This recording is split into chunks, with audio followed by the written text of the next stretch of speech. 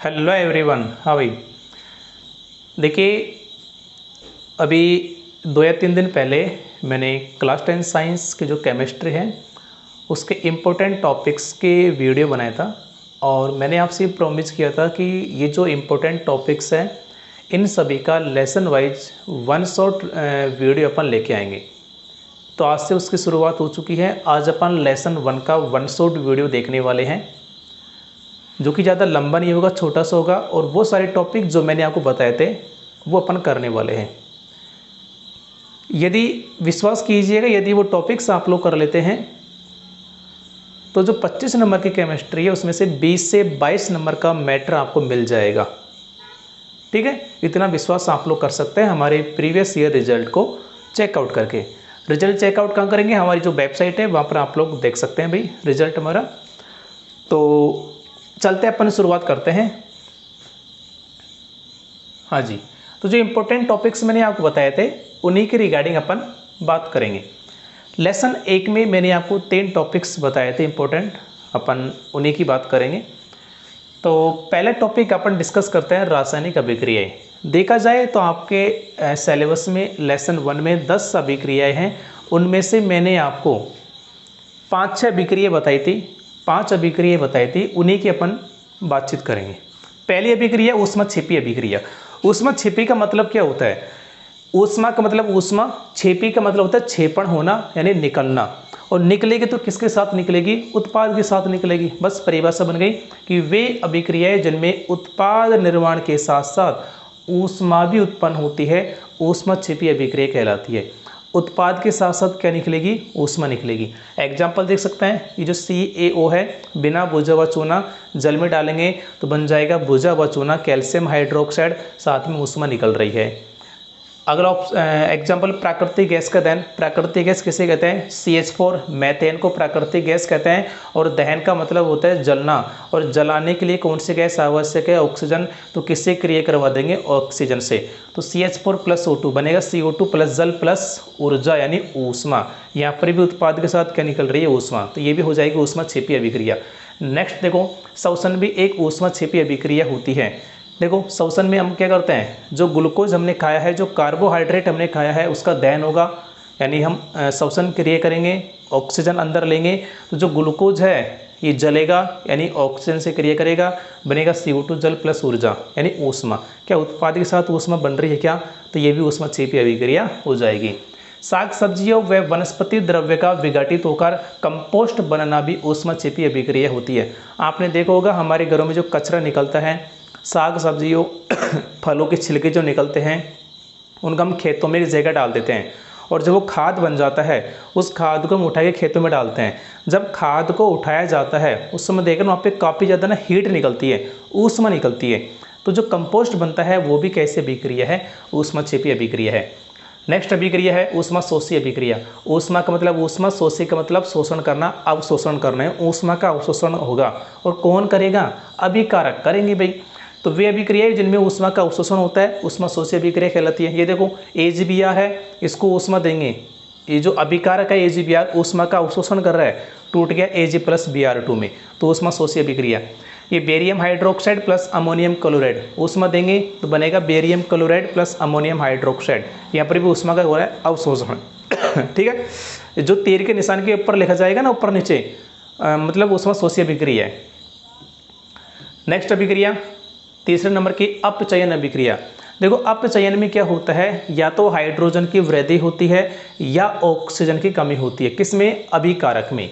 तो अभिक्रिया के समय जब किसी पदार्थ में यानी अभिकारक में या तो हाइड्रोजन की वृद्धि होती है या ऑक्सीजन की कमी होती है तो ऐसी अभिक्रियाएं अपचयन अभिक्रियाएं कहलाती है।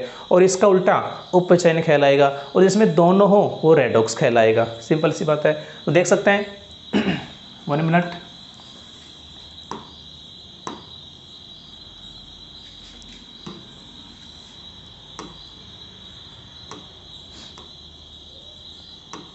देखो यहाँ पे कैल्शियम + हाइड्रोजन, यहाँ पे कैल्शियम अकेला है, जब इसकी हाइड्रोजन से क्रिया करवाई गई तो कैल्शियम के साथ हाइड्रोजन जुड़ गया। पहले कैल्शियम अकेला था और अब कैल्शियम में किसकी वृद्धि हो गई?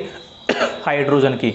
तो हाइड्रोजन की वृद्धि होना या ऑक्सीजन की कमी होना कहलाता है अपचयन। कि हाइड्रोजन की वृद्धि हो गई तो अपचयन अभिक्रिया के उदाहरण। यहाँ पे देखो CuO चेंज हो रहा है Cu में, ठीक है। कॉपर के साथ ऑक्सीजन है, यहाँ पे कॉपर अकेला है, यानी ऑक्सीजन की क्या हो गई, कमी हो गई।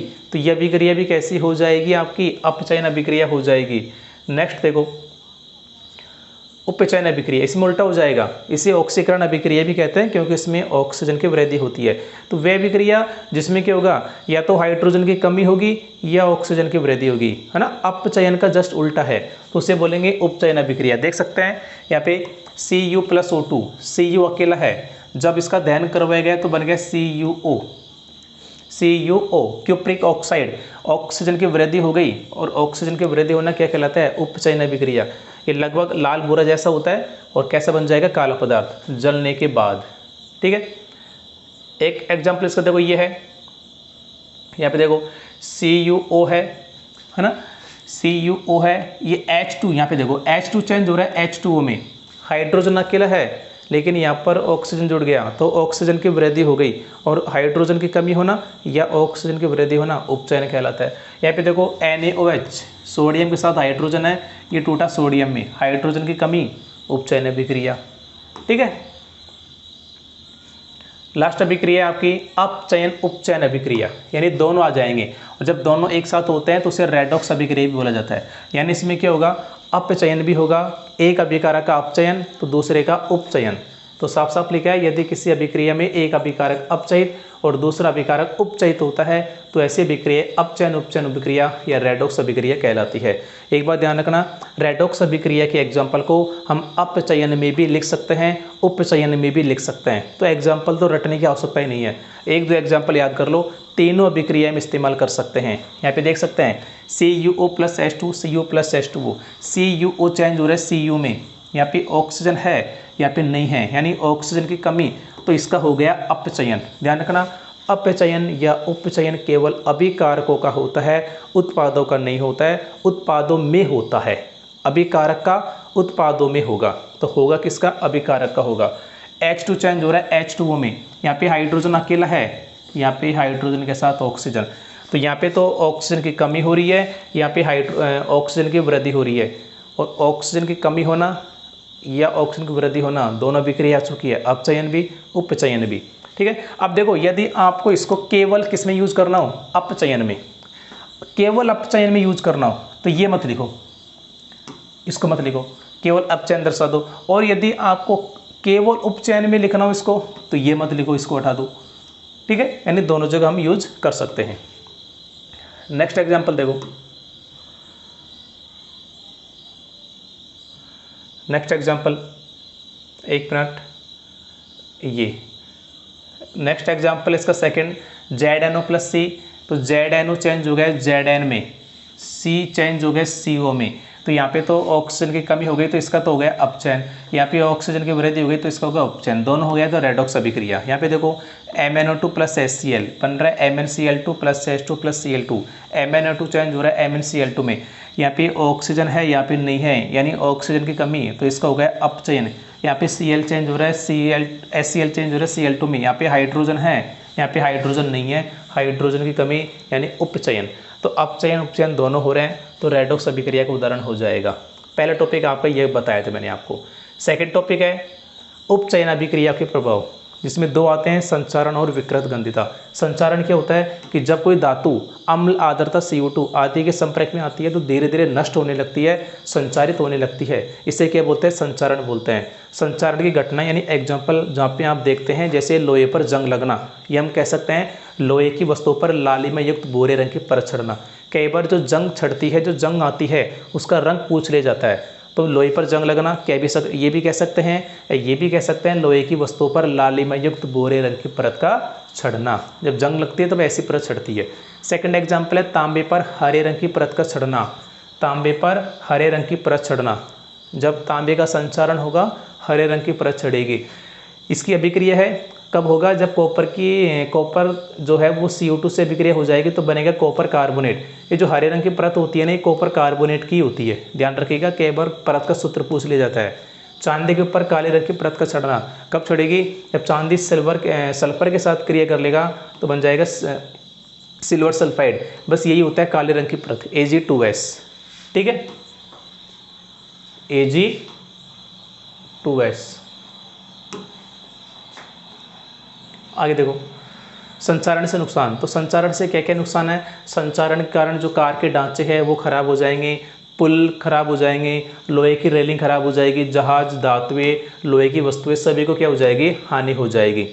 अब इससे सुरक्षा क्या है, यानी कैसे बच सकते हैं? तो पेंट करके, हम पेंट कर देते हैं लोहे की वस्तुओं पर, तेल लगाकर, तेल का यूज करके, है ना, ग्रीज जिसे हम नॉर्मली भाषा में ग्रीस बोलते हैं वो लगाकर, यशद लेपन द्वारा। यशद लेपन क्या होता है कि लोहे एवं इस्पात को जंग से सुरक्षित रखने के लिए उन पर जिंक यानी जस्ते की पतली परत चढ़ाना यशद लेपन कहलाता है। ये फिर हम क्रोमियम लेपन, क्रोमियम का लेप कर सकते हैं, है ना, एनोडीकरण द्वारा मिश्र धातु बनाकर, जिससे हम मिश्रात्वनि भी कहते हैं। ये सारे तरीके अपनाकर हम संचारण से बच सकते हैं।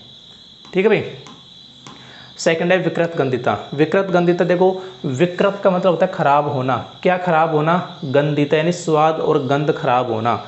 कब खराब होंगे? जब तेलीय एवं वसायुक्त खाद्य सामग्री वायु के संपर्क में आ जाती है तो उपचयन होने के कारण, क्योंकि वायु में ऑक्सीजन गैस भी है, ऑक्सीजन की वृद्धि हो जाएगी यानी उपचयन हो जाएगा। तो उपचयन होने के कारण उनके स्वाद और गंध में परिवर्तन आने लगता है। इसे क्या बोलते हैं? विकृत गंधिता कहते हैं। विकृत गंधिता को कैसे रोक सकते हैं? वायुरोधी बर्तनों में खाद्य सामग्री को रखकर, या तो ऐसे बर्तनों में रखो कि वायु प्रवेश ही ना कर सके। सेकंड, यदि वायु प्रवेश कर जाए तो वायु से अभिक्रिया होने से रोके, और ऐसे पदार्थ जो ऑक्सीजन से क्रिया होने से रोकेंगे उन्हें बोलते हैं प्रतिऑक्सीकारक पदार्थ। तो प्रतिऑक्सीकारक का उपयोग करके या फिर नाइट्रोजन जैसे कम सक्रिय गैस का उपयोग करके, पहले से कोई गैस भर दो, जगह ही नहीं रहेगी दूसरी गैस जाने के लिए, तो ऐसी गैस भरो जो कम सक्रिय है, जैसे नाइट्रोजन। ठीक है, आगे देखो, सेकंड टॉपिक क्लियर। इसका एक एग्जाम्पल भी है कि जैसे चिप्स बनाने वाली कंपनियां होती है, वो चिप्स की थैली में से ऑक्सीजन को उठाकर उसमें नाइट्रोजन जैसी कम सक्रिय गैस भर देते हैं, जिससे चिप्स का क्या नहीं हो पाता है? उपचयन नहीं हो पाता है। जब जगह नहीं रहेगी दूसरी गैस जाने के लिए तो गैस एंट्री ही नहीं होगी। ठीक है, लास्ट टॉपिक, 3 टॉपिक बताए थे, 2 हो चुके हैं। लास्ट टॉपिक है रासायनिक अभिक्रिया को संतुलित करना। तो रासायनिक अभिक्रिया को कैसे बैलेंस किया जाता है, ये चीज़ ध्यान रखना, एग्जाम में पूछी जा सकती है, तो इसको सीख लो कैसे अभिक्रियाओं का आपको बैलेंस करना है। देखो यहाँ पे mg कितना है? पहली बात तो आपको गुणांक यूज करने हैं, है ना, 2, 3, 4, 5, 6 ऐसे संख्या यूज करनी है। संख्या लगाएंगे कहाँ पे? आगे लगाएंगे, इस बात का ध्यान रखिएगा। कहाँ पे लगाएंगे भाई?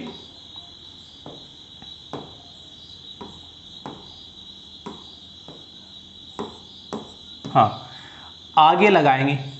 1 मिनट,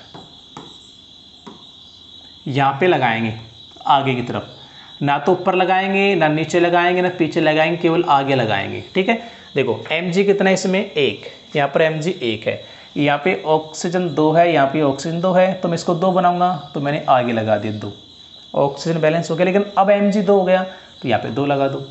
अब बराबर है mg 2 जो आगे लिखा होता है ना, वो सारे जितने भी एलिमेंट है सभी से गुणा होगा। ये mg अलग है, ऑक्सीजन अलग है, लेकिन आगे 2 है, इसको मतलब mg भी 2 है, ऑक्सीजन भी 2 है, mg भी 2 है यहाँ पे और ऑक्सीजन 2 है। ठीक है, चलो आगे बढ़ो। जैसे Zn प्लस HCl बन रहा है ZnCl2 प्लस H2। यहाँ पे देखो Zn कितना है? 1, यहाँ पर Zn 1 है, ठीक है, यहाँ पे हाइड्रोजन 1 है, यहाँ पे हाइड्रोजन 2 है, तो यहाँ पे 2 लगा दूंगा, ये लो। अब Cl 2 हो गए, Cl यहाँ पे पहले से 2 है।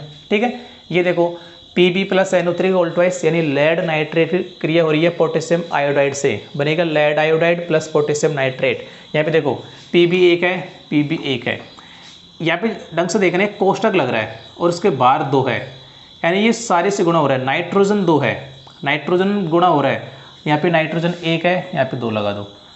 ऑक्सीजन कोष्टक के अंदर 3 है लेकिन बाहर 2 है, तो 3 दूनी 6, यानी ऑक्सीजन 6 है। और यहाँ पे देखो ऑक्सीजन पहले 3 था, आगे 2 लग गया, तो 3 दूनी 6 हो गया। ठीक है, पोटेशियम 1 है, पोटेशियम यहाँ पे 2 है, तो यहाँ पे 2 लगा दो। अब आयोडीन 2 हो गया, आयोडीन यहाँ पे पहले से 2 है। ठीक है भाई, चलो आगे देखो। अब ये अभिक्रिया है Fe प्लस H2 वो Fe3O4 प्लस H2, जब लोहे की क्रिया जल से होगी वास्तव में ना ये जल ना होके वैसे जल वाष्प होता है, ध्यान रखना, ठीक है। जब लोहे पर जंग लगेगी तो जल वाष्प होना चाहिए, ठीक है। देखो तो बनेगा ferrous ferric oxide plus hydrogen gas. F यहाँ पर 1 है, यहाँ पे 3 है, तो यहाँ पे 3 लगा दो। यहाँ पे हाइड्रोजन 2 है, यहाँ पे हाइड्रोजन 2 है, ठीक है। यहाँ पे ऑक्सीजन 1, यहाँ पे ऑक्सीजन 4, तो यहाँ पे 4 लगा दो। लेकिन अब हाइड्रोजन 8 हो गए तो यहाँ पे 4 लगा दो, वो भी 8 हो गए। यहाँ पे देखो AgCl प्लस Cl2, Ag 1 है, Ag 1 है, Cl 1 है, Cl 2 है, यहाँ पे 2 लगा दो, Ag 2 हो गया, यहाँ पे 2 लगा दो, ठीक है। तो उम्मीद है कि आप लोग ये जानते होंगे। यहाँ पे केवल इंपॉर्टेंट टॉपिक्स बताए जा रहे हैं जो कि आपको देखने हैं।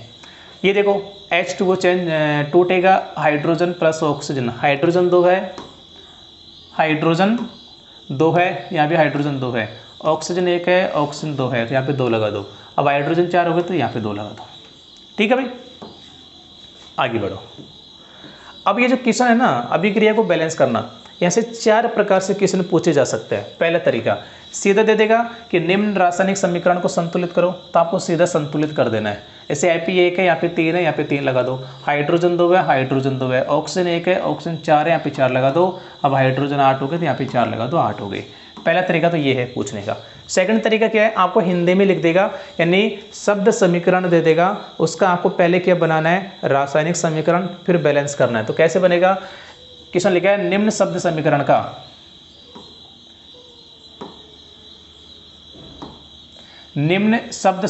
का क्या बनाओ, पहले रासायनिक समीकरण और फिर बैलेंस करो।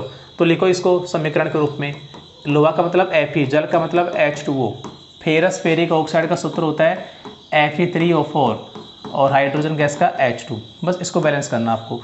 देखो Fe कितना है 1, यहाँ पे 3, तो यहाँ पे 3 लगा दो। हाइड्रोजन 2, हाइड्रोजन 2, ऑक्सीजन 1, ऑक्सीजन 4, तो यहाँ पे 4 लगा दो। अब हाइड्रोजन 8 हो गई, यहाँ पे 4 लगा दो, ठीक है। सेकंड तरीका ये है। आगे देखो तीसरा तरीका क्या है कि निम्न रासायनिक समीकरण को उसकी भौतिक अवस्थाओं सहित, यानी ठोस है तो S लगाओ, द्रव है तो L लगाओ, गैस है तो G लगाओ और जलीय विलयन है तो AQ लगाओ। ये यूज करने हैं आपको। तो देखो ये अभिक्रिया दे दी, पहले तो भौतिक अवस्थाएं लिखो और फिर बैलेंस करो। धातु हमेशा ठोस होती है, ये Fe है, धातु है, धातु ठोस होती है। ये लो, ये जल का सूत्र है, जल लिक्विड होता है। लेकिन मैंने अभी आपको बताया था लोहे पर जंग लगेगी तो जल लिक्विड रूप में ना होके गैसीय रूप में होता है, यानी जल वाष्प होगा, तो ये G होगा। फेरस फेरिक ऑक्साइड ठोस होता है, हाइड्रोजन गैस होती है। अब बैलेंस कर लो, Fe1 है, यहाँ पे Fe3 है, यहाँ पे 3 लगा दो। हाइड्रोजन 2 है, हाइड्रोजन 2 है, ऑक्सीजन 1 है, यहाँ पे 4, तो यहाँ पे 4 लगा दो। हाइड्रोजन 8 हो गए तो यहाँ पे 4 लगा दो। मैं सेम एग्जांपल ले रहा हूँ ताकि आपको थोड़ा समझने में आसानी हो। लास्ट तरीका क्या है पूछने का कि निम्न रासायनिक समीकरण के संतुलित समीकरण में Fe का गुणांक होगा, यानी आपको अभिक्रिया को बैलेंस करना है और Fe का गुणांक ये लिखना है कितना आ रहा है। तो बैलेंस करो, क्योंकि साफ साफ लिखा है संतुलित रासायनिक समीकरण में Fe का गुणांक। तो पहले बैलेंस करो। Fe यहाँ पर 1 है, यहाँ पे 3 है, यहाँ पे 3 लगा दो। हाइड्रोजन 2 है, हाइड्रोजन 2 है, ऑक्सीजन 1 है, यहाँ पे 4 है, 4 लगा दो। हाइड्रोजन 8 हो गए तो यहाँ पे 4 लगा दो। अब चेक करो Fe का गुणांक कितना आ रहा है। एक तो आपको एक ही जगह का यूज करना है, या तो अभिकारक है या उत्पाद का, और संतुलित कर देंगे, दोनों जगह सेम आ जाएगा। भाई संतुलित करने का मतलब क्या है, जितने परमाणु Fe के यहाँ पे है उतने ही वहाँ पर है, तो एक तरफ का लिखना है आपको। देख सकते हैं यहाँ पर भी Fe के 3 है, यहाँ पर भी Fe के 3 है, तो Fe का गुणांक कितना आ जाएगा 3 संतुलित करने के बाद, तो राइट आंसर हो जाएगा 3। तो ये लेसन 1 के इंपॉर्टेंट टॉपिक से सारे के सारे, आई थिंक ज़्यादा नहीं 15 से 20 मिनट का वीडियो बना होगा, इसका रिवीजन कर लेना, लेसन 1 आपका कंप्लीट हो जाएगा। और 1 या 2 दिन के बाद में लेसन 2 के इसी प्रकार इंपॉर्टेंट टॉपिक्स का वीडियो आएगा। तो वीडियो को लाइक कर देना, शेयर कर देना, ठीक है भाई। और इसी तरह यदि आपको बायो के और फिजिक्स के इंपॉर्टेंट टॉपिक्स चाहिए तो आप लोग कमेंट सेक्शन में अवश्य लिख देना। Thank you.